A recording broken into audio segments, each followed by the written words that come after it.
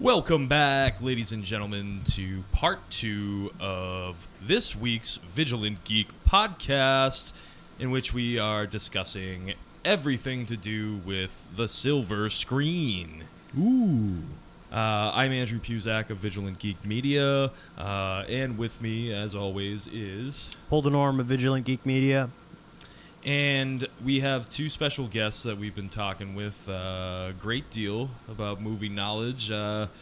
First of all, we have New England stand-up comic and owner-operator of Hotcast Studios, Nathan Burke. Yay, that's me. And also, we're lucky enough today to have stand-up comic and movie aficionado Mark Gallagher on the show with us. Hello. Hi. So, gentlemen, we just concluded discussing comic book movies, which was very captivating, and we certainly Part 1, by the way. That could be a 10-hour conversation. Yeah, there's like 3. We didn't even get into Ninja Turtles. I know. We barely chipped the tip of the iceberg there, but unfortunately, due to sort of somewhat of a time constraint, I assume. Biological constraints also. Yes. You don't want my ass to fuse to the chair. I believe it's mostly those. Yeah. At some point, we're going to need to sleep or eat. Yeah. Oh, I mean, I brought my catheter with me, so at least, I don't have to make trips to the men's room, but, even still. Old Kathy. Old Kathy, yep. But, why don't we change gears here now, guys, and let's talk about some other movie genres now. Let's step away from comic books here if we can for a little bit. And talk about a different kind of comic movie. A comical movie. Yeah, let's get into some comedies. I think we all. Well, I remember you were talking about comedies earlier, and I definitely, if I were to pick a genre that attracts me, it would be comedy. And a couple other things, but focusing on comedy, I think in my childhood, I'd have to bring up Mel Brooks, who you told me to make like a little list or have a little list of favorite movies, and I definitely 2 of those. My first favorite movie of all time was Spaceballs. He won me over with Spaceballs. Spaceballs is great. Yeah. I remember when I had this thing where I never liked Star Wars until I was a teenager. I didn't know Star Wars before Spaceballs. Oh, me neither. Yeah. So I didn't even know what they were. Well, I mean, I knew that they were making fun of Star Wars, but I didn't really I almost hated it. Uh-huh. And whenever I know each movie started the same way, Spaceballs and Star Wars, but you knew it was Spaceballs when the ship kept going. Yeah. Right. And so I would every time that would happen, because I think it was like a specific network that was playing them both, like HBO or something like that. When it would start, you'd see the ship, and I would just pray that it kept going. Yeah, like it's the weirdest thing, because I probably didn't understand most of the jokes that they were spoofing in Star Wars. So I was just like... Except for maybe the druid princess jokes. Those were pretty good. A Druish princess. Yeah. Funny. She doesn't look Druish. It's one of the most quotable movies in my life, at least. I was watching clips from it last night. Oh, it's so funny. Because somebody was talking about time. Like, they referenced time. Like, oh, when's that? And then I just posted the clip from... This is now. Yeah, now. Yeah. Wait, now? So this is happening now? Yes. I forget exactly how they... Whatever's happening now is happening now. Yeah. Oh, Darth Helmet got the advanced copy of Spaceballs, the movie. Yeah, Spaceballs. Oh, yeah. So that they can figure out what they need to do next. Yeah. Well, we're filming the movie right now. What the hell am I looking at? Yeah. It's one of my favorite scenes. Oh, they just ever. like break the fourth wall. Yeah, But they do it in such a great way, because breaking the fourth wall you can really fuck that It's up. also a common theme with Mel Brooks. Yes, yeah, a lot. Which I was going to mention, maybe my favorite comedy of all time, which I might put over Spaceballs, Blazing Saddles. Yeah. Oh. They totally break the fourth wall at the end. Yeah. But yeah. I mean, they smash right through it, literally, with the old barroom brawl and over onto the other sets. There's some in Rick Moranis. I don't think is funnier than in anything else. You might say Ghostbusters, but I think as a character, Rick Moranis. Yeah, his Darth Helmet that's is his best His role ever. Nope. It's Strange Brew. Have you ever seen it? Have you ever seen Strange yes, Brew? Yes, I have. And I'm not trying to argue, like, be like, no, actually you're wrong. I think personally that's my favorite performance of his. Yeah. Well, he was decent in so Little many- House of Horrors too, right? Little Shop. He was good in that. Little but Shop, yes, Little He was Shop. almost Horrors. like kind of the straight man in that. Mm. Like he was a little bit more serious. Like Well, everyone else he's like the around him was. geeky like protagonist who like it's like that he has no like balls till the end of the movie. Yeah. Yeah, and it was like, hey, I got my balls at the end of the movie, and I killed the plant. There's such a great subtlety. Spoiler alert: I killed the plant. They recently. I can't articulate anything right now. In the original Broadway version of that, everyone dies and the plants win. The plants take over the world, and they shot that. They did test screenings, and it was one of those weak give up and let the audience win moments where the audience did not like that everyone died at the end. So they reshot a new ending, and that's the official ending. But just recently, they put out on Blu-ray the original Frank Oz version. Really? And it's better. It's a better ending. I want to see that. I It's didn't great. know that. Oh, they shot like giant plants. There's this great shot where there's this giant plant putting its mouth over like a above ground railroad track, like one of those. What would you call it? It's just like a big Seymour. Yeah, and it just like trains drive into its throat. and they like it's like a Godzilla movie at the end. They're just trampling the city, and people are running wanna around and see that. screaming. Oh, that's clearly and there's better. a whole new song for it. Oh, there's a whole Yeah. new song? Oh, Yeah. man. I got to see that. Or not new, but there's another song in the movie that they cut out.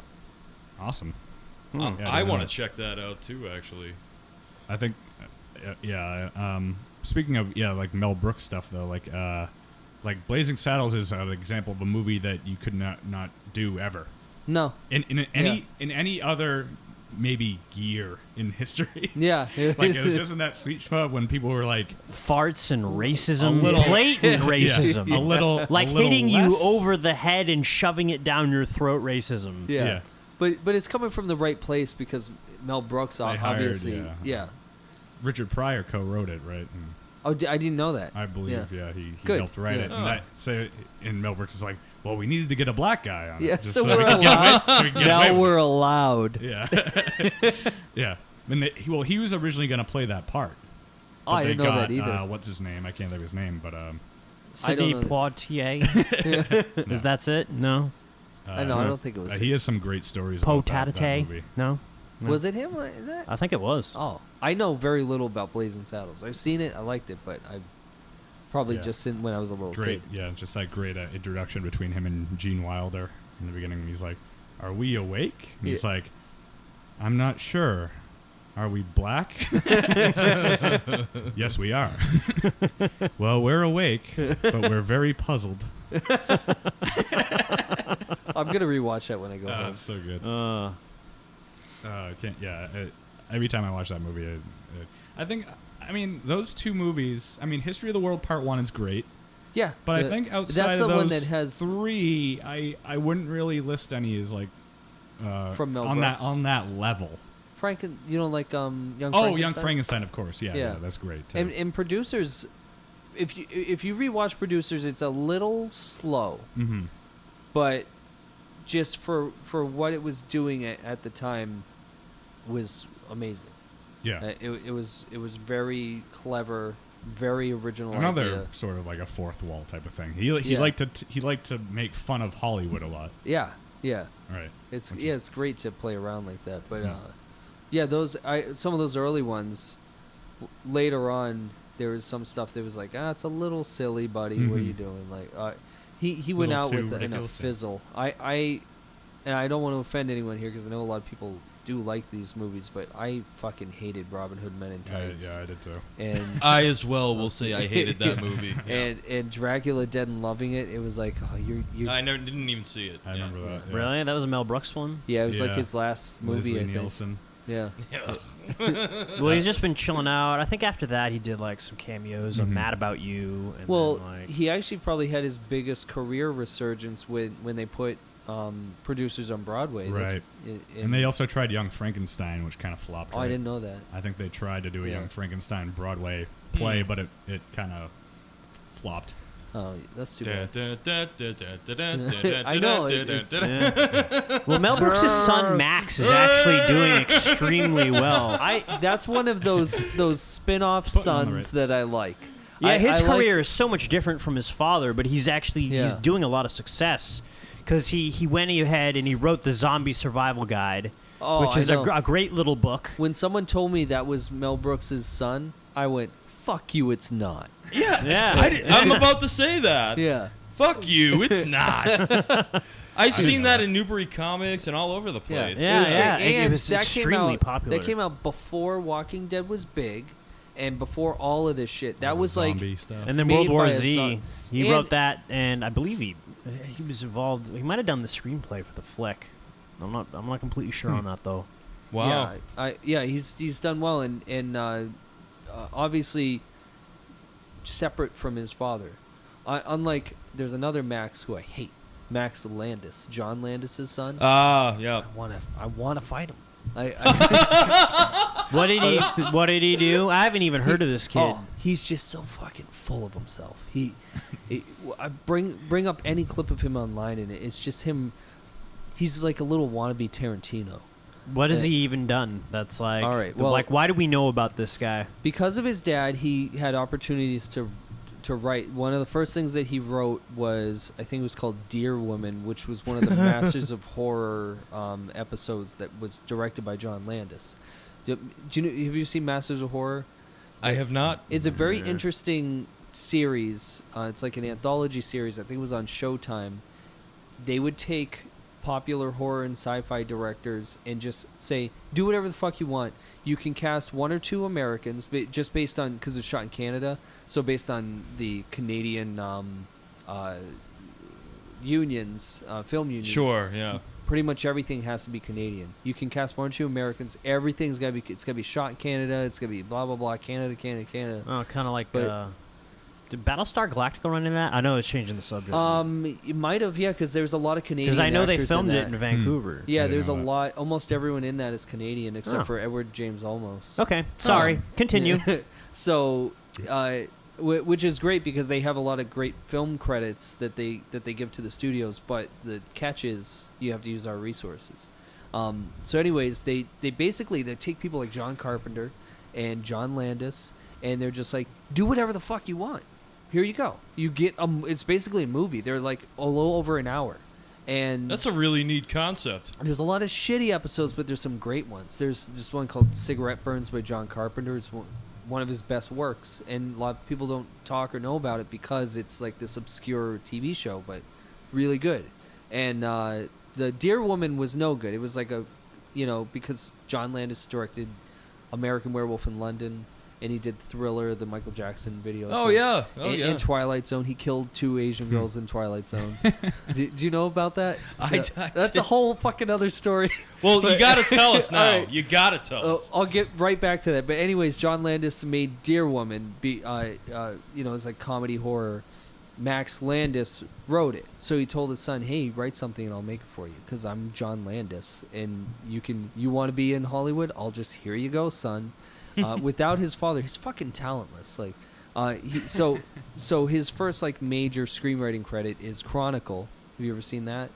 It's like found footage, superhero, teenagers. Oh, it's like kind of looks like, I never saw it, but it's like kind of like this guerrilla pictured kind of Blair Witch Project esque kids who get psychic powers. Yeah, and it's just a throwaway, trashy. It did okay. It's actually the movie that got Josh Trank his career, because he then directed Fantastic Four. He got it off of Chronicle. But that movie did okay. It was modestly budgeted. I remember seeing the trailer. Yeah, it's coming back to me. It's Yeah, it kind of sucks. It's very like in your face, but the third act is really cool. So just watch the fucking last 20 minutes. All right. But the anyways, so Max Landis got he has a career now because of his dad, and I hate the guy. Anyway, so John Landis, it's hard for me to convey. Just look up Max Landis, and if you don't hate him, don't talk to me anymore. The Twilight Zone movie most of those were remakes of episodes, but there was one original story, and it was written by John Landis. It's what opens the movie. Have you guys seen the Twilight Zone movie? Yeah. No. I used to be big on the old episodes, Oh, but I've yeah. not seen the movie I though. love the episode, There's some good stuff in the movie. That's the one where they did the monster, the gremlin on the wing, right? Yeah, They that's the redid best that. one from the movie. Yeah. Which is directed by George Miller, who did Mad Max and the new Mad Max too. Huh. But so John Landis wrote this original story. It's about this racist guy that is sent into the Vietnam War. Like, he says a bunch of racist shit, and he's walking through the street, and now he's in the Twilight Zone, and he's walking through times of strife for different races and stuff like that. And gets to the point where he realizes what he's done wrong, and he sees these two Asian girls going to get shot down in fucking Korea or Vietnam, I don't know. and I'm really bad with history, so and geography. So he and eye shape. So he grabs these two girls and he runs to save them or whatever, and I forget exactly how it ends, but anyways, I know how it ended in real life. He thinks he's gonna save them, and then we probably had something like his character ends up shooting them because he got to the point in time where he shot those two. I remember. That's how the Twilight Zone works. Usually, yeah. What I could be wrong, but I'm pretty good at. I have a precognitive power where I can predict what people are going to think is very deep and good story. Yeah, and then put it in. I remember he gets shipped away, and like they think he's like a Jew during the Holocaust or something like that. I think that's how it ends. I see. But anyways, Karma. It's a bitch. When they were shooting it, this is the story. And by the way, I don't blame John Landis because. That actor, who I guess I forget his name, but he was like a successful actor. He's a name. You can look him up. He's in real shit, like a lot of classics. And him and those two little girls, I guess there was an accident with the helicopter. Blade went too low, took them all out. Wow. Killed them all. And now man. the story is, and I think John Landis got sued, was that Landis was like, it doesn't look good enough. Bring the helicopter lower. But the thing is, I don't blame Landis because he's not the stunt coordinator. Right. So the ultimate call is made by the stunt coordinator, and he's the guy that tells the guy in the helicopter, "Okay, go lower." If no matter how low Landis wants it, if it's below reasonable levels, you as a stunt coordinator have to go, "Sorry, can't do it." You know, unless you want those two little Asian girls dead. Yeah. Yeah, that's what I want. That'll be a great shot. It'll look realistic. So it was a really nasty accident. It was like heart-wrenching. Spielberg, of all people, he produced the movie and he directed one of the segments. Like, they were debating whether or not to put it out, but there was all this money from the studio. Like, you have to release this movie. You can't just can it. You can't. Yeah. Right. So they, with clever editing, figured a way to end the thing. But yeah, that's how. I don't know how we got to that, but Comedy. Nathan, tell us more about comedy. yeah. No, I am learning a lot today, though. This is great. No, I was just trying to think of different movies like that I grew up with, and like different like little subgenres of comedy. So, all the Python movies, by the way. I was just gonna say Monty Python. Yep. Good. I was just gonna get into that, and my favorite of those is Meaning of Life. Really? Yeah. Me too. Hands down. Because I'm on the it's- fence Hands down. between Life of Brian and Holy Grail. Yeah, Holy Grail is, I think, the one that most people would say Bring is the out best your one. dead. But I think my Between those two, obscure they get hipster so brain. much just incredibly really smart writing Right. between the two of those. I think I like. Life of Brian probably made me, like, certain jokes made me laugh harder, but I think there's a vast majority of better jokes in Holy Grail. Gotcha. Yeah, that makes sense. I mean, I would probably agree with that, but I think why I personally liked Meaning of Life so much is because it was more like a sketch comedy. It was more like Flying Circus. Oh, yeah. So- Didn't they always say something? They were like, was and so on weird. to the next whatever, like at the Yeah. end of each segment. Didn't they say something like that? Oh, like I'm trying to think. John Cleese. Yeah, like now for something completely different. Yes. that kind of yes. Oh, for something completely different. I agree. And like, Michael Palin would come in and be like, "Oh, this sketch is over." And like, yeah. This is ridiculous. And they're great for that because early on they realize it's really More hard to fourth end a wall sketch. stuff. Sketches are all about a premise and just like a joke when you're doing stand-up. Like you have a premise, you tag the shit out of it, you move on to the next joke. With a sketch, though, you need to conclude it because it's kind of a mini story. Yeah. And so it's like, but it's a sketch. It's 5 minutes long. Like, you can't have a 3-act structure for this. So how are we really going to end this? And Python's like, you just do. You just stop. Welcome to the middle of the show. What was that? Wasn't that in Meaning of Life? In the movie, yeah, that's the guy with the long, like, Dr. Seuss character. And that's why I love that one, because it's so weird. It's so bizarre it's what crazy. they do with it. Yeah. Yeah, and they find the fish. Yeah. Find the fish. Yeah.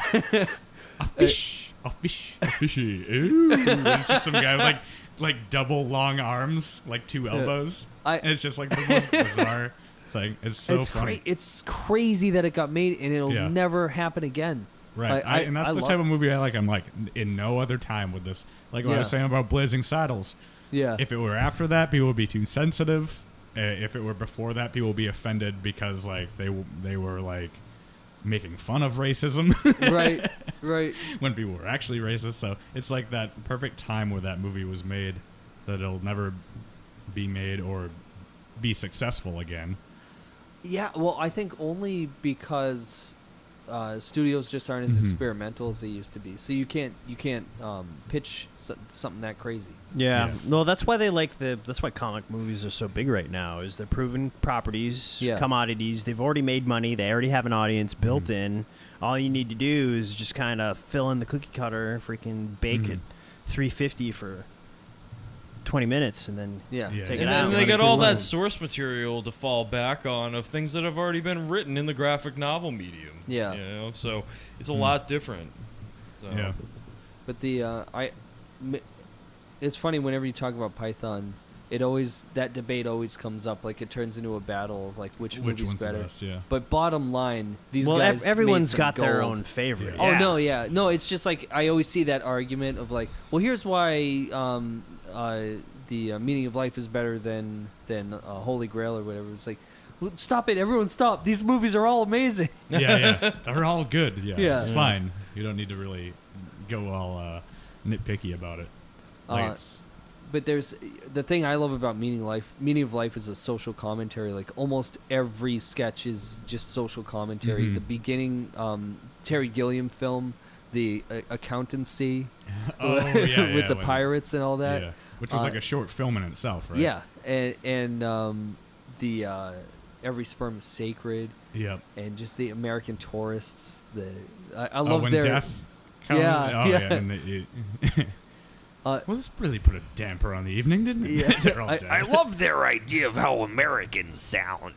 How is it that we all died at the same time? And it's just like a very. I love the timing in it of just like he's turning around, he's deaf, and he's just going, "The salmon moose." Oh, and also they have that kind of Liberace parody at the end of it, where it's Christmas in Heaven. Yeah. I love that. I listen to It's so silly. songs from that movie all the time. Yeah, that had some of the best songs. Easily. In terms of Isn't it awfully comedies. nice to have a penis? Oh yeah, it's Isn't it nice to have it on? Yeah. it's divine to have a dick. It's divine to have a stiffy. It's Oh, yeah, divine to that's have a it. dick. I don't From know. the world's biggest pageant to the world's biggest prick. Something like that. Yeah. Yeah. So Monty Python we covered. It's good.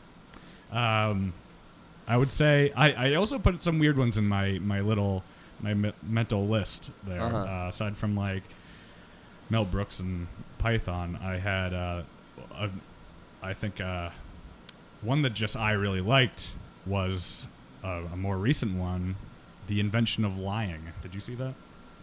No, I know that's Ricky Gervais. Yeah, Ricky Gervais one. I never saw it because I remember when it came out, I wasn't a big Gervais fan, not because I was avoiding him, but just because I hadn't stumbled upon him yet. Well, I was like never a big fan of Ricky Gervais in general. Like I think one way or the other about him, but Well, it came with a lot of hype. I guess like he was part of the original Office. yeah. version. Yeah. But that movie, I don't know. It was very interesting idea and like. Oh yeah, the I think it's a execution great was premise. very cool.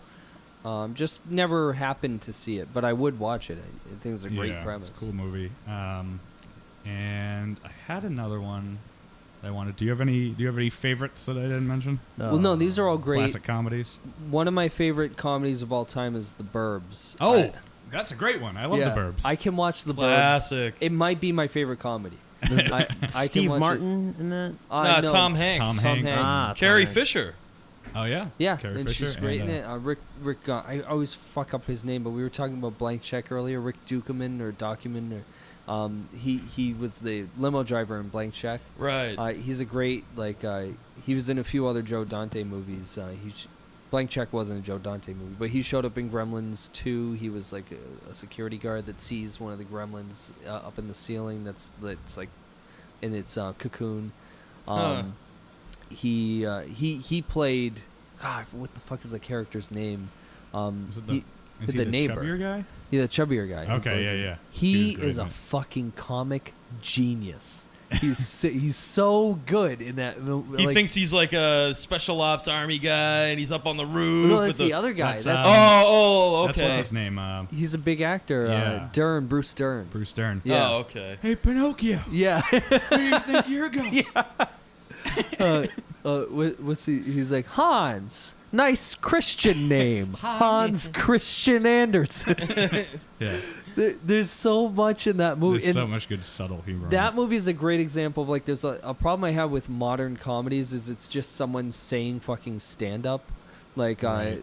Judd Apatow kind of started that. Like I saw that Trainwreck movie, Mhm. and it's just she's hilarious. I love Amy Schumer, but it's most of the movie is just her like, you look like this, or here's me riffing on this. But Burbs is fucking. It's funny because of the characters and the story. Yeah. That's what I love about a good The comedy. writing itself, like yeah. Office Space. It's not like someone being a stand up. It's Which is another great comedy. Office Space, it's- yeah. It's timeless. One of my all-time favorite comedies. Mhm. Yeah.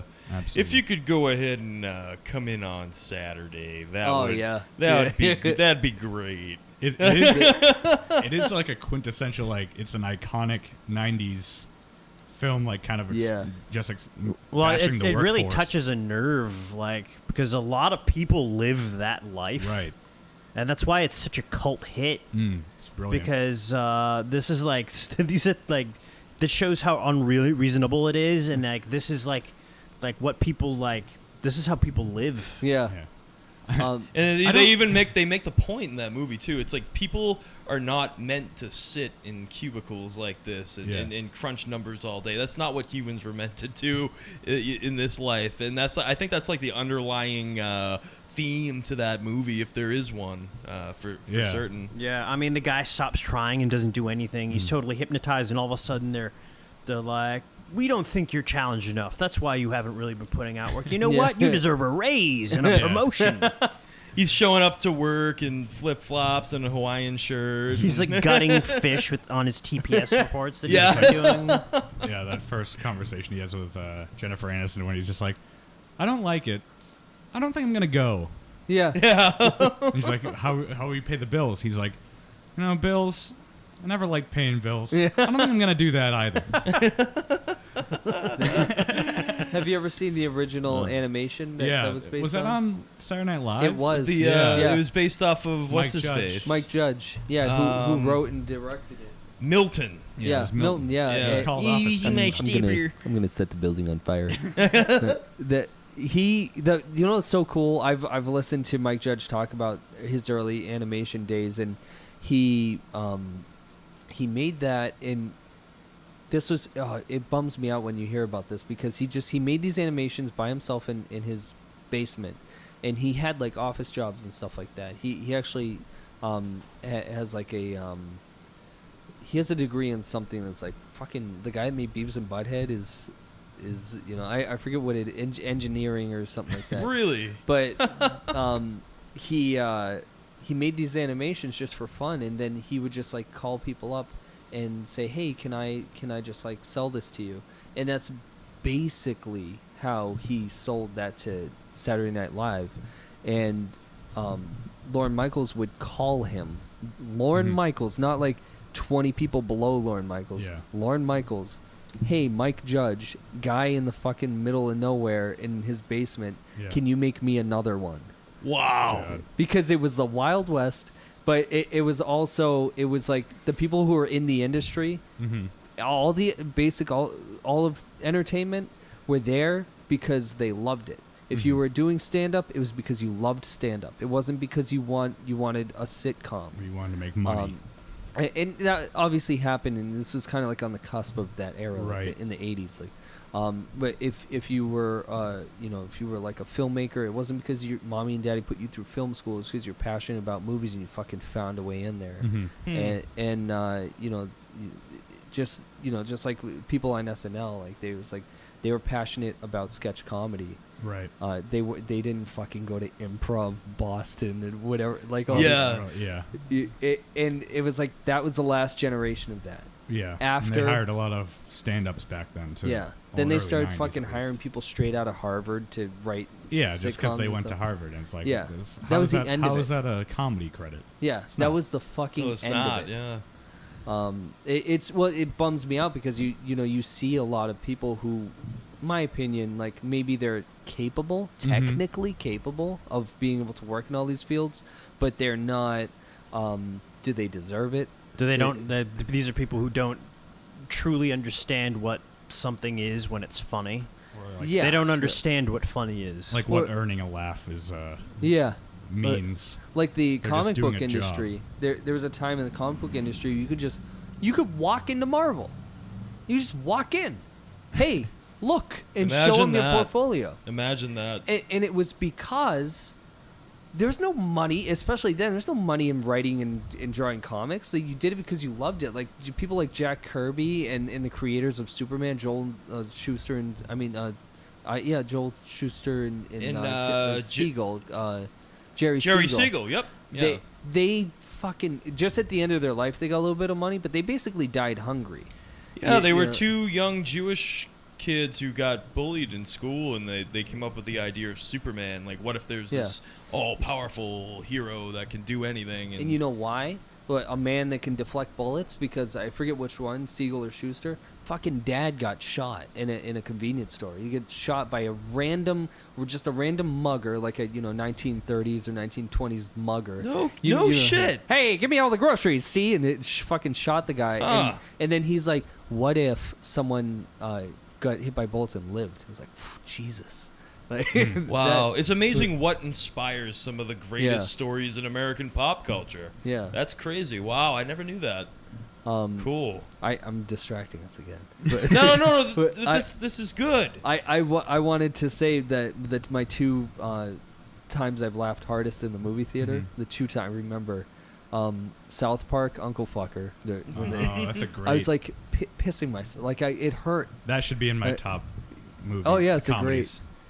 Um, Unbelievable. great, yeah, great. Just like Beavis and Butthead Do America, amazing TV to movie spinoff. Yeah. Oh, absolutely. The that I saw that in the theater, and I should have been brought to a hospital. I was laughing so hard. At Uncle Fucker. The whole movie's Yeah. funny, but Uncle Fucker. I think Blame It- Canada won like a Grammy or It was something that it was year. nominated Oscar. for Best Song in the Uh-huh. Academy Awards. It lost to Tarzan. Phil Collins. Because Ugh. get Oh this. yeah, because they made fun of Phil Is Collins that for why- years Yeah. after that. yeah, that's why they kept making fun of Phil Collins. Tarzan, Yeah. a Disney movie. The Academy Awards has always been on ABC, which is owned by Disney. Mm-hmm. You know, Yeah. fuck Yeah. you guys. Like that song, no one remembers that song. Everyone remembers Blame Canada. You guys sing me the Tarzan song right now. Yeah. Tarzan swinging around, having a great time. Yeah. That was pretty much it. Tarzan. The second time, there's three. I remember George of the Jungle, but not Tarzan. Yeah.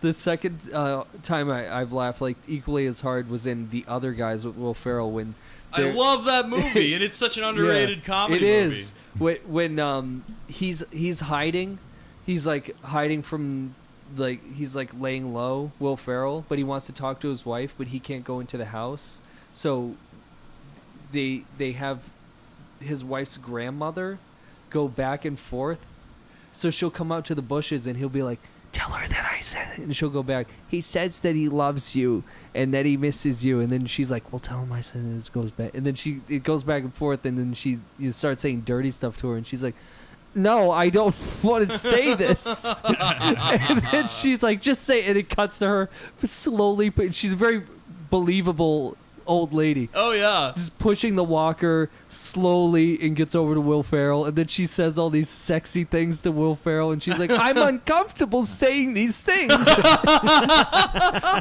Fucking in tears. Yeah, that was such a good scene. The other time that I've laughed hardest in the movie theater was in Team America, another Trey Another Parker classic, and Matt Stone, when the puppet's throwing up. Oh, yeah. And she yeah. fucking throws up for it. It throws up so much. That was big. Oh, Jesus. Like this building just shook from the motorcycle. from it drove by. motorcycle. The puppet was throwing up so much that it was running out of vomit, and it was just like aerosol spray coming out of his mouth while the puppeteers were just shaking it. There's just something about I was just dying. Another ridiculous. I don't really like a lot of newer comedies. They're all bad. Well, yeah, they're not good.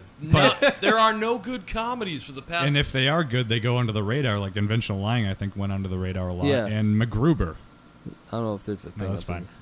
the computer. MacGruber was another one that I Oh loved. yeah, one I of love the MacGruber. best comedies of the last decade. I haven't seen it, but obviously Gotta see it, yeah. a parody of MacGyver, I assume. Yeah. And, Yeah. And Loosely, SNL. very loosely. Yeah, another Loosely, SNL yeah. inspired. Yeah, as an was sketch. it an SNL skit? Yeah. Oh, okay. The fact that movie was made is the joke already, because the skit is literally, it's like a 10-second skit. Yeah, it's like one of the shortest sketches, Yeah. but it was a popular. Yeah, it was series, very but yeah. popular, but it was just MacGruber. There would be a bomb about to detonate, and then someone would say something ridiculous, and then the bomb would blow up. And it's the dumbest sketch. It's like fucking 10 seconds long, and they're like, "What if we made a feature film out of that?" and everyone's like, "You can't do that." It's like, no, it's funny that they're even saying it. You know, Yeah. like that's funny, and it's great. It's so funny. Yeah, it's And it kind of you love it because it's like a spoof on 90s action films. Oh yeah, Like yeah. 80s and 90s action films. Like every time there's an explosion, it just goes "Row!" yeah. It's like a panther sound. There's a great gag. Like they really comment on a lot of the 80s action movies that, in my opinion, were almost horror movies. The way like Die Hard 2, the way that he kills some of those people is like the way Jason would kill people in Friday the 13th. Like he takes an icicle to a guy's fucking eyeball. and there's a Jean-Claude Van Damme movie where terrorists take over an ice skating rink.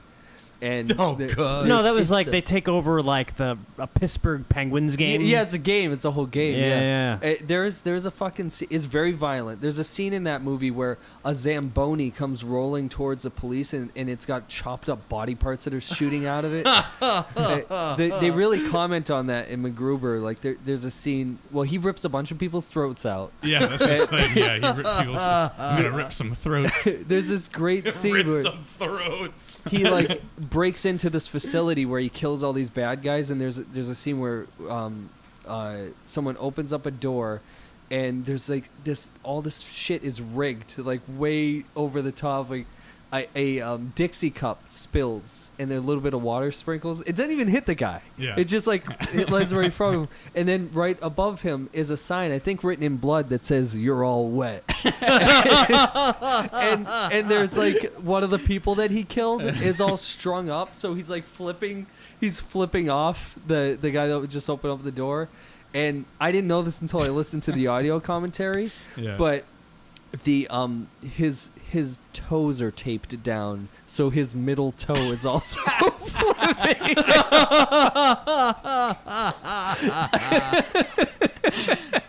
You need to see that movie. I'll watch it with you because it's Yeah, that's a must see. I can already tell. Yeah, Oh Yeah. man. that's just like love one scene of the. It's very good.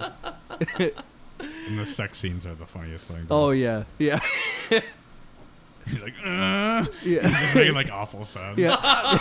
He's like, I'm gonna shoot. It's so funny. That's so good. Will Forte, right? Yeah, Yeah. Will Forte. He's so funny. Last Man on Well, I Earth. can't think of his. That's a great show. Yeah. But the villain in MacGruber is Val Kilmer. Val Kilmer. Yeah. Oh God, I have Yeah. to see this movie. Yeah. Yeah.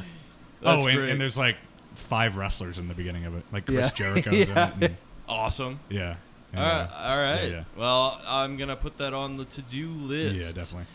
I mean, Uh, we can talk about another genre if you want. I think. Well, Well, I don't know. I just want to get my favorite comedy movie out. I really only have one favorite comedy movie. Comedy movies are weird because it's just like, they usually show up. I watch them and then I enjoy them, and then I move on to something else, and none of them really stick in my mind, except for The Big Lebowski. Yeah. The Big Lebowski is so well written. It's like I could probably quote it for days. Mhm. That yeah, it's accidental hero kind of story. Yeah, I mean, it's not really. It's like it's kind of like a silly plot. The movie's great, but the whole plot is they mistaken him for someone else. They break Yeah. into his apartment, then they find out it's not him, so they piss on his rug, and everything that happens afterwards in that movie is just consequences and events that come about because he was mistaken for somebody else and someone pissed on his rug. That's such a big theme in almost all the Coen brothers movies, where it's somebody's idiocy that drives the plot. Because like that movie is just him. He's this completely innocent guy. He just wants to return. He wants money back for his rug. So goes to He just this- wants his rug back. and he gets drawn into this vast conspiratorial universe, and like the same thing happened in Burn After Reading.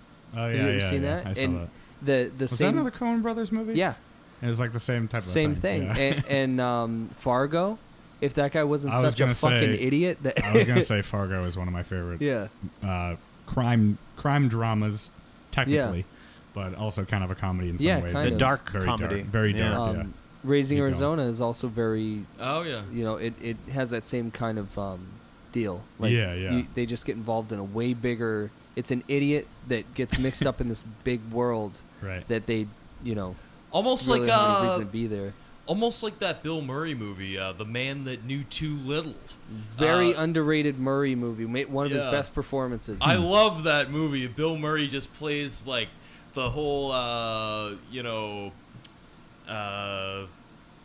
I can't think of the right word, but he's just so like oblivious to everything going Yeah. on around him, and Yeah. he's part of this giant like espionage Yeah. type of deal that's going on. I love that movie. It's a lot like Tropic Thunder. They Yeah. think they're in a movie. He thinks he's in a reality show. Exactly. And yeah. so he's just like, all these actual spies are coming after him, and he's holding bombs and stuff. He's just like, yeah, this is great. Like, he just has no idea how deep everything is that he's involved in. The Man That Knew Too Little. I love that flick. The Big Lebowski. You got a couple others there on your list there. Also, Mallrats. Oh, yeah. Yeah. Mall, Yeah. I think that's my favorite Kevin Smith movie. He's had a bunch of good ones, all part of the View Askew verse, Yeah. With Clerks was amazing. It's just, and all the other ones that came out too. It's just I loved Dogma. Dogma That's was my good. favorite. Yeah. Favorite Kevin it's just Smith. the original Mallrats is just my favorite, and Yeah. I just don't know It's very why. good.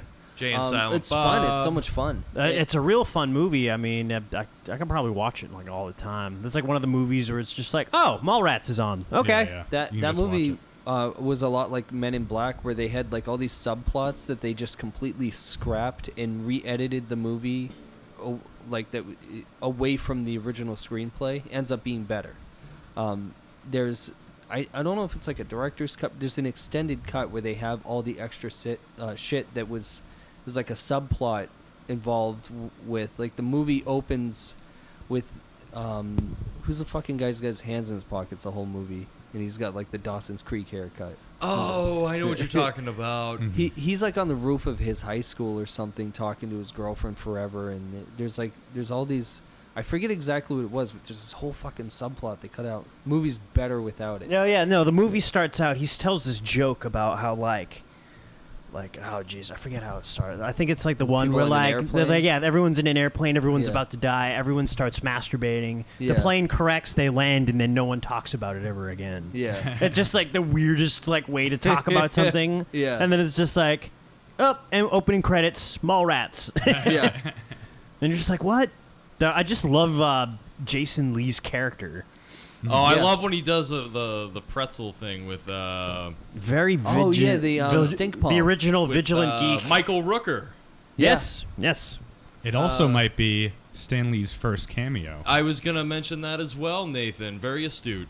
Yeah, Stan actually gave all viewers of that movie a little insight as to how he created some of his characters back then. Talking about how Spider-Man and the Hulk were reflections of what different things he was going through at that point in his life, and he's given.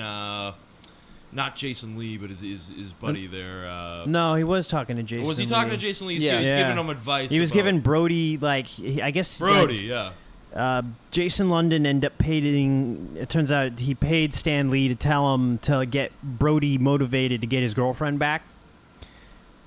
And then he told him all oh well, the Hulk said how I felt so angry because my girlfriend left me for a guy Yeah. who works at the Casual Mail. Yeah. Yeah. Yeah. Which then turns into Buttman and what Yeah. have you from there. Right, right. what's the Silent Bob line in that movie? It's like power something. I don't think he even said anything. He has in a that line. movie. He has a line. It's like like money, power. A Jedi craves not these things. That's right. Yeah. Actually, yeah. It's because he tried to grab the video and he tried using the mind trick. Yeah. And then Someone bumps Ethan it. Suplee ends up Oh, ramming he's into the mad about the stage because he's sailboat. mad about the sailboat. And the tape jumps into his hand and he grabs it and he goes and he puts it in and then it's the sex tape with Ben Affleck and he's like, huh, who's your favorite new kid, huh? I love when Yeah. when Call me Donnie. he's like, the kid's like, it's a schooner, and he's like, it's not a schooner, it's a sailboat, you idiot. And then the kid's like, a schooner is a sailboat. And then he's just like, brah! No, then he goes, there is no Easter Bunny. I think they've already finished filming on the second one. They did really. They're making I the know they were sequel got making- bumped up because I guess they want to do a Clerks sequel, Yeah. and that's how I found out there's going to be a Clerks sequel because they said they were going to do the Clerks sequel and then they backed it up because this is the only time where everyone's available to film the Mallrats sequel. That's great. That's great. That'll be good. I don't know. Well, I just loved how lowbrow it was, and low budget really. But Yeah. no, it was low. Because- It was like that. Kevin Smith is probably solely responsible for introducing the intelligent yet lowbrow sense of humor. I met him. That actually really is. Yeah, you have a good story. Yeah. I met him. No, let's hear it. The Provincetown Film Festival. I was doing I don't know, my ex-girlfriend way back. You guys remember, but Oh, don't be so hard on her. 6 years ago. Don't be so hard on her. Saying she's an ex-girlfriend. Yeah, you don't have to call her that. But we volunteered at this film festival, and Kevin Smith was doing a special screening of Clerks, and he was doing a Q&A thing after. So I saw him outside after, and I didn't want to hassle him or whatever. Yeah. But I just started talking to him about working with George Carlin because I was I heard some Q&A stuff about how was it working with George Carlin, and I was like, yeah, George Carlin's fantastic. He's my favorite comic ever. Yeah. And I was just starting to get into comedy at that time, just starting out. And I had a 20-minute conversation with Kevin Smith about George Carlin. That's awesome. That is really awesome. It's awesome because there were no cameras there. There was no. It wasn't gotta look good. He wasn't at some convention at a booth or whatever. It was just a guy talking to someone. Yeah. He did not have to talk to you. He could Right. have just fucking walked away, but he had a conversation with you. Yeah, I it was was like, awesome. oh, it's a He was very genuine nice. man. Yeah, That's pretty cool. very nice dude. So yeah, Yeah. if you want to talk about more, We should probably Con- move on to something else. yeah, I'll But, just I rattle mean- off things, but yeah. Yeah. Well, what do you think? let's tackle some sci-fi. What do you say? Okay, go for it. The first sci-fi flick that I have to address is my favorite sci-fi flick of all time, Blade Runner. Yeah. I'm a Blade Runner, which cut?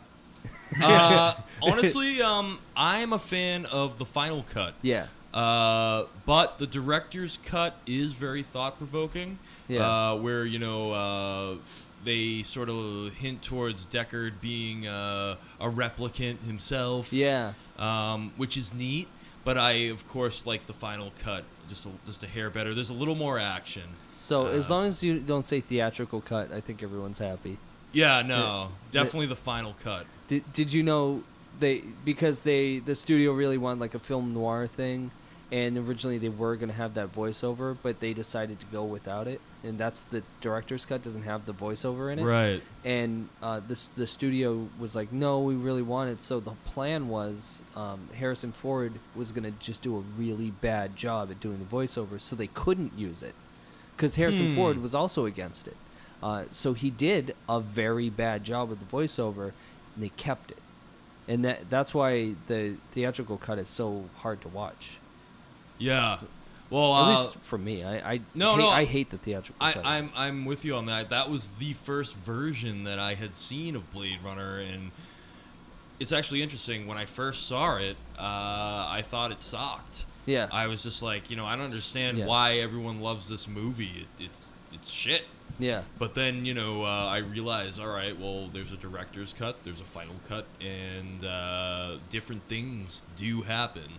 Yeah. And then I watched them all, and I realized that, both the director's cut and the final cut are both very good. I do like Ridley Scott's, his perspective on how... like I said, Deckard doesn't know that he's a replicant. Replicant meaning like an android. The whole. For those that don't know, it's a whole, almost precognitive in a way. A very futuristic movie about androids. Yeah. And about how they've developed to a certain degree. They call them Nexus 6s, where they can do pretty much anything. Which is a cell phone now. That's right. That's what happens. But and I forget the name of the writer who wrote the script, and I'm going to get into that in a second. Well, there's the author that it was inspired by. Oh, the author. That's what I mean. He wrote "Do Androids Dream of Electric Sheep"? Electric Philip Sheep. K. Dick? Yes, that is. Is that him? That is the guy. Okay. Total Recall. There's a lot of like classic sci-fi movies that he wrote the original. There are a lot of short stories he did that inspired those films. Yeah, they were all like really short stories. Minority Report was another one. Mm-hmm. Really? Yeah.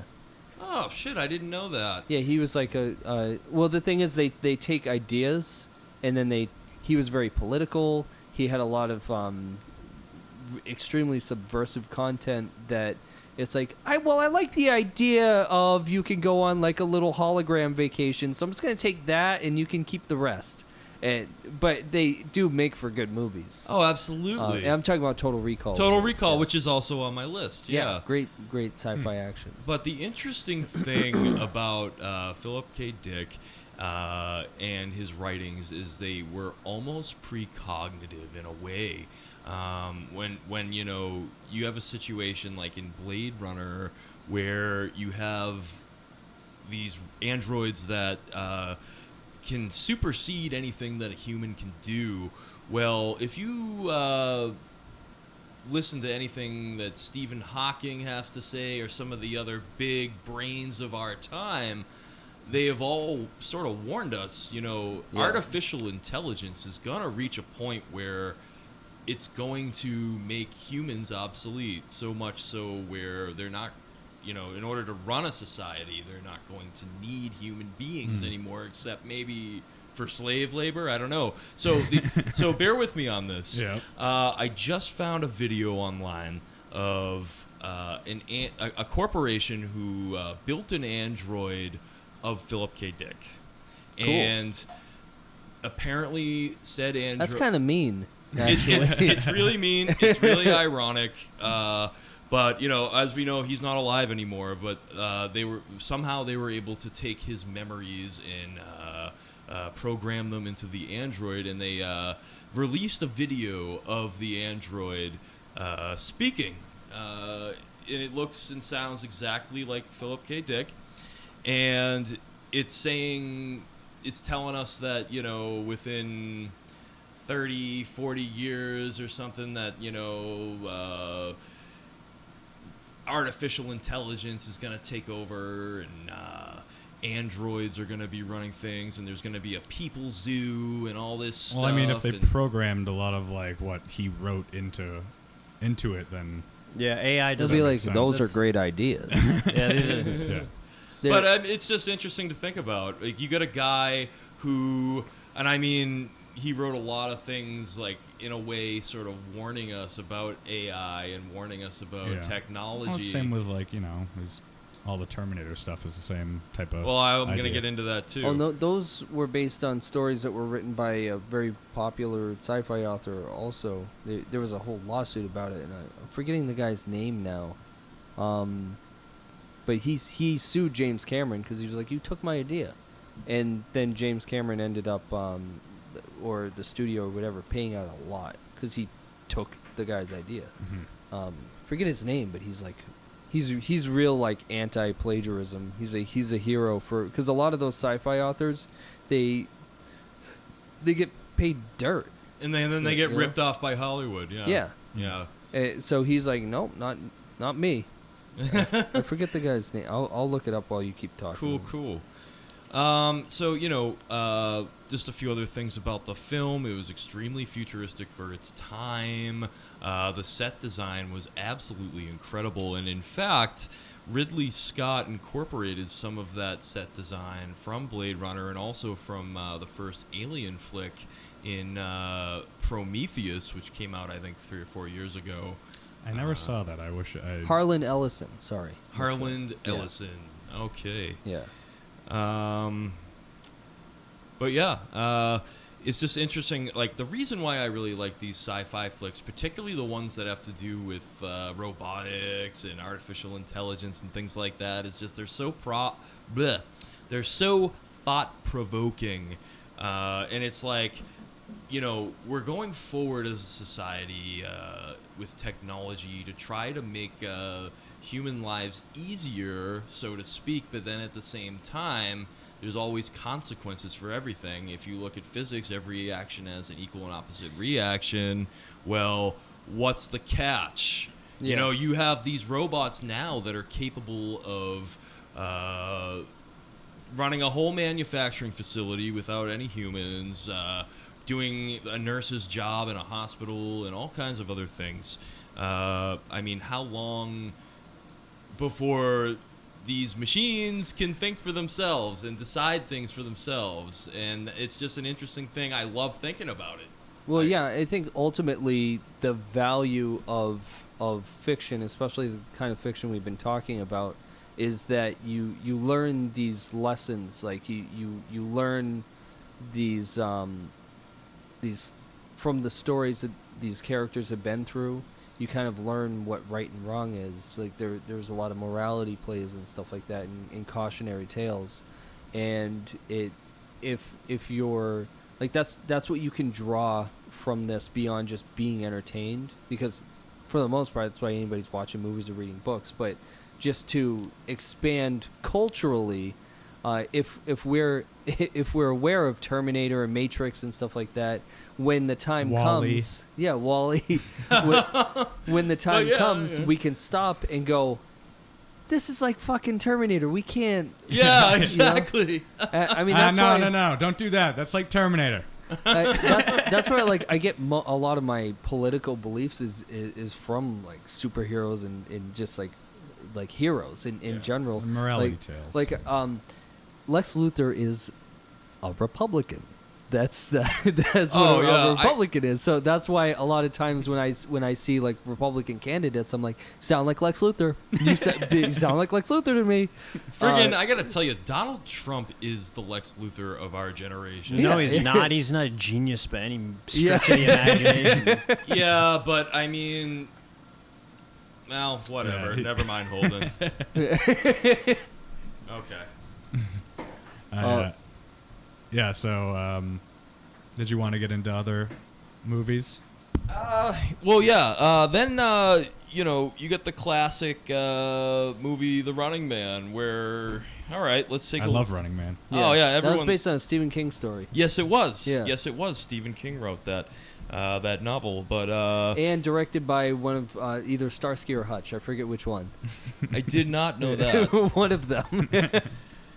But anywho, this is an interesting concept because, I mean, take a look at all the reality TV that's gone on for the past couple decades now, and yeah. people are addicted to it. It's become the latest craze for, especially for people who don't necessarily want to engage their brain while watching the tube. That's just my opinion. Yeah. But regardless, it's not that crazy of a concept to say, all right, in lieu of your life prison sentence or whatever, or your death sentence for whatever you did for a crime, we're going to put you in this game show where you have to go up against all these crazy people, Sub-Zero and the Dynamo or Dynamite or whatever the heck the electrical guy was, and Buzzsaw, and Which one was Jesse Ventura? Oh, Was and Jesse Ventura was the big one at the end, like the big Yeah. American hero guy. I don't need any of this crap. And like they try to put all this stuff on him. Yeah, Yeah. yeah, that was awesome. And Jesse Ventura's great. you know, as a society, it's not that crazy of a concept to think. You know, like there'd be a lot of backlash. You know, my brother always says, like, my mom watches all those like singing shit, like and like The Voice and Yeah. American Idol, and my brother's like, this is Running Man. Yeah. Like, there's no difference between this and Running Man. It's like the exact. He's like, it's so weird. Yeah. Like, there's- It really There's is. just such a weird vibe about it that it's like exactly like. And once again, it's just one of those like almost precognitive. Almost, I don't say Prophetic. Like, almost prophetic, exactly, like Prosthetic. sci-fi stories, and I love thinking about this stuff. Do you remember the game Smash TV, the arcade game? I No. don't. It was I very don't. much like Running Man. You really? Yeah, it's just like a They very probably violent just game couldn't. show. They probably just couldn't get the rights to it. Yeah, they just call it Smash TV. Yeah. It is like a video game, that movie. Like, Yeah. there's defeating What's bosses. that famous Schwarzenegger line? He's like, "Would you take my fist and ram it into your stomach?" What do you remember? Oh yeah, is that take my fist and ram it into your stomach to and your tear out your stomach!" spine? Yeah, that's no, a big line that'll from forever be one of my favorite cult classic sci-fis. Just real quick, I'll run through a few more of my favorites. Obviously, the Alien franchise. Yeah. They were what Ridley Scott was able to do with that is really give us the first real glimpse of like a really frightening creature from outer space. Until those movies came out, I had not really seen, you know, an extraterrestrial that looked that menacing before, and it created such a cool horror element to that movie, especially at the end when Ripley's like the last woman standing, and the ship's about to self-destruct, and the alien's still chasing her, and I mean, such a great flick. And once again, the set design is incredible for its time, and he incorporated some of that set design into Prometheus as well, Right. which I believe is supposed to be like a prequel to the Alien movies. It but almost is, but they fuck up. yeah. Well, the set design in those is H.R. Giger or Geiger or yeah, that German Yeah. artist. Mhm. And he's, I mean, A lot of strange. I've seen some yeah, of a his lot art boobs, books. yeah, A lot of dildos. A lot of yeah, a lot of weird bondagey looking stuff. yeah. Yeah. That was great about Alien is how grounded that future was. Like the people in on that ship, they just felt like workers. You know, it wasn't like future people. They were just like, I could know that person. You know? Yeah, like, you know, the engineers on board or the captain, like they all they care about the whole time is getting paid. Yeah. You know, and then you get the android on board. No one knows he's an android, and he's sneaking So that scene with the magazine, Yeah. so fucked up. Yeah. But I mean, once again, another one of those movies was just so ahead of its time and so cool. And then that's- if you know, you go further through like the movies and you realize that, you know, Ripley gets back to Earth finally, and it's like so far into the future that, like, everyone she knows is now dead, and the corporation's still thriving, and the corporation doesn't believe a word she says. Yeah. They think that she sabotaged the whole mission, but then they realize that she's wrong. They call her back out. Yada yada yada. She goes back out to space with the Marines. It's just, I love the series. The director's cut of Aliens is a much better movie, only because it brings in a theme that's not in the original cut, which is, in the director's cut, Ripley sees that her daughter is, I don't know if she has died already, but she's like in her late 90s, and she's never going to see her. She's never going to see her daughter. And I think she's already passed, and she's like an old lady. And the little girl that's with Ripley the whole time, it represents her opportunity to start again and be a mother. Yes. Newt. Yeah, Newt. Yeah. And they cut all that daughter stuff out, and so now it's just a little girl running around with her, and it doesn't have that symbolism. Why would you cut that? It took 30 seconds. I know. Well, why would you cut that out? It makes the movie more valuable. Such a crucial piece of symbolism that you really should have kept in the movie. Yeah. Yeah. But once again, one of my favorite sci-fi franchises for sure. I just watched Predator 2 was on TV the other night. That's one of my favorite sequels ever. Oh, absolutely. Danny Glover. And at the end, I forgot about when he's in the ship and they have the skulls on the wall, and one of them's an alien skull. Yeah, that's and like, I was like, what a cool little Easter egg that was for back then, Absolutely. That might have been the first anything like that ever. Yeah. Yeah. Well, I don't know. Back then, it might have been a shot, because I don't even think the two were even thinking about crossing over at the time. No. I think they might have just It's been just like, for fun. Predators are cooler. Yeah. That's what they were beat an trying to alien, say. Yeah. Predators are better than aliens. I know a Dead.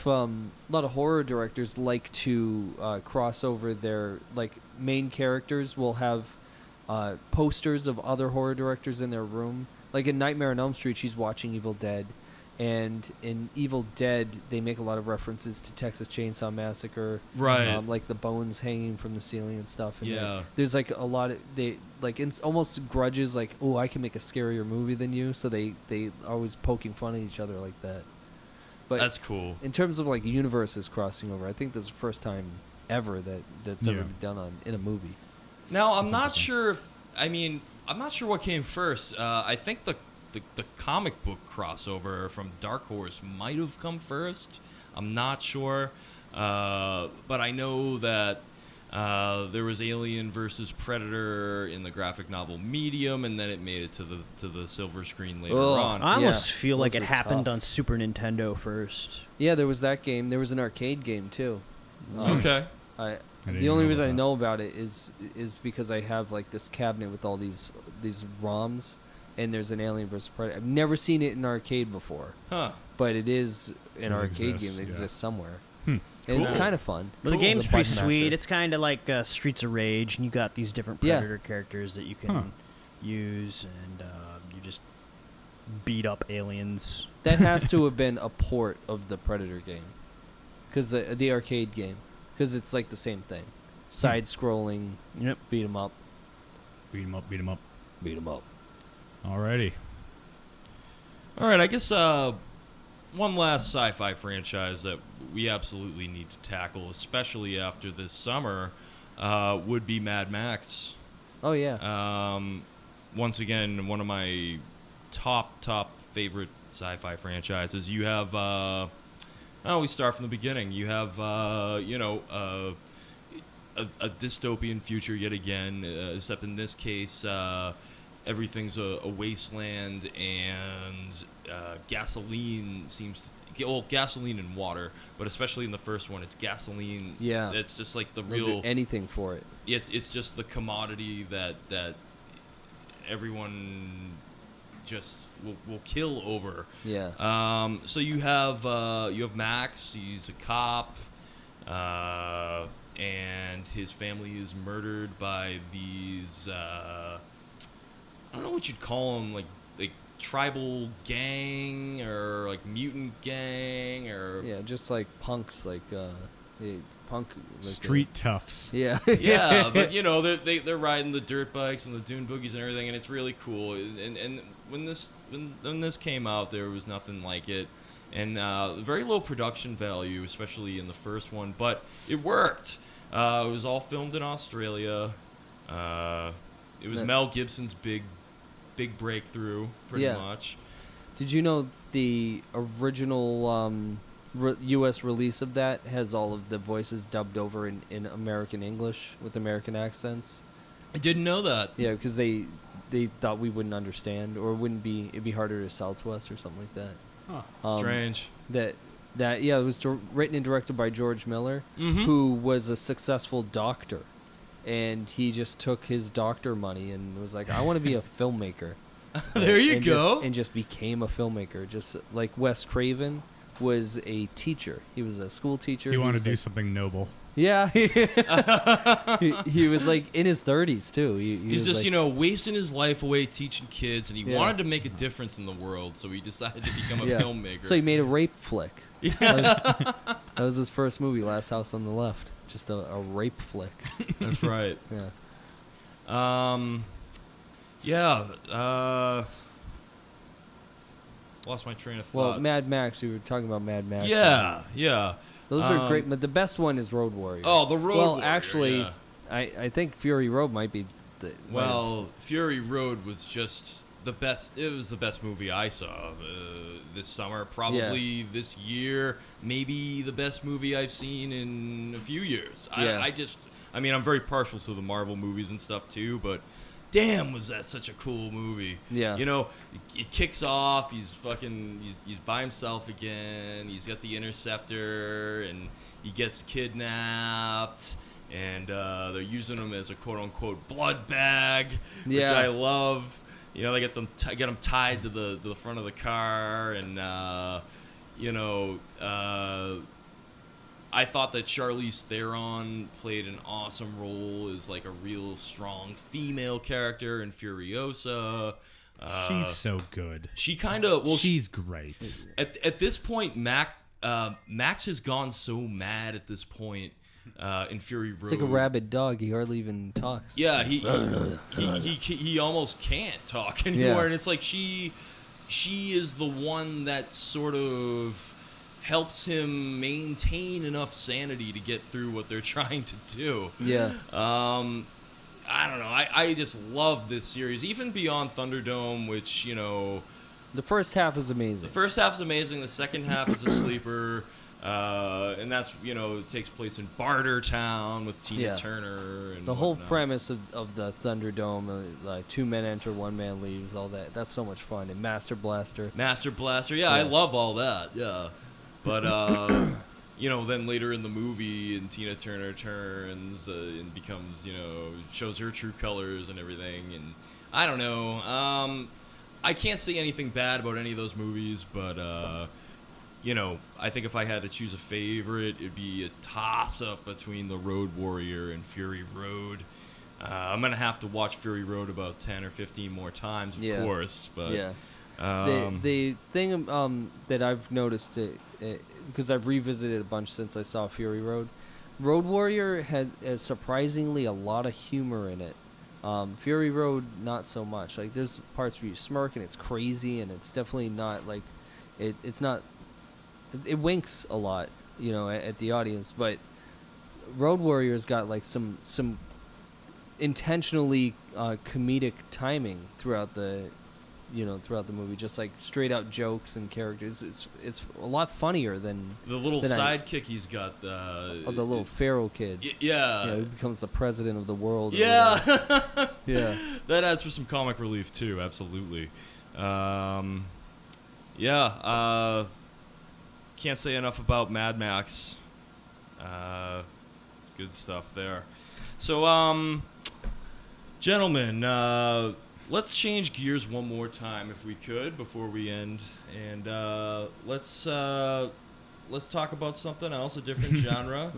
That's a whole other podcast. Yeah, I don't know. I think we should have Mark on another time, because we got a lot of movies, and then that way we can just go more in depth about Yeah, if these you want other to do genres. like another movie episode, I'll pop in. Oh, well, we can- certainly will. Yeah. We certainly will. All right. Well, in that case, thank you all for tuning in to another episode of the Vigilant Geek podcast.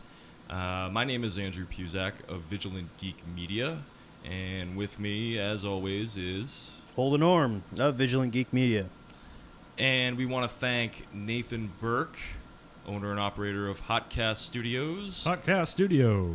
If you are an aspiring podcaster looking to conduct your own podcast, contact Nathan Burke at nburke18 at gmail.com. Or on Twitter at I am Nathan Burke or at Hotcast Studio. Yeah, or that's at www.hotcaststudio.com. You got anything you need to plug, Mark? I might be starting a podcast. Like Restarting? restarting a podcast. I don't know. Like About I could movies. just fall out, but it's called Popcorn Breath, and very weird shit that I've been doing with it. So. Oh, well, I'm intrigued. I Yeah. can't wait to have a listen. Mark, we want to thank you so much for being on the show. Mark Gallagher, ladies and gentlemen. Thank you. Who's also a New England stand-up comedian. I've seen him perform. Very, very funny. Both these guys are hilarious. And we appreciate you illuminating us with your knowledge of film. Thank you very much. All right, ladies and gentlemen. Once again, thanks for listening. And as always, Stay vigilant.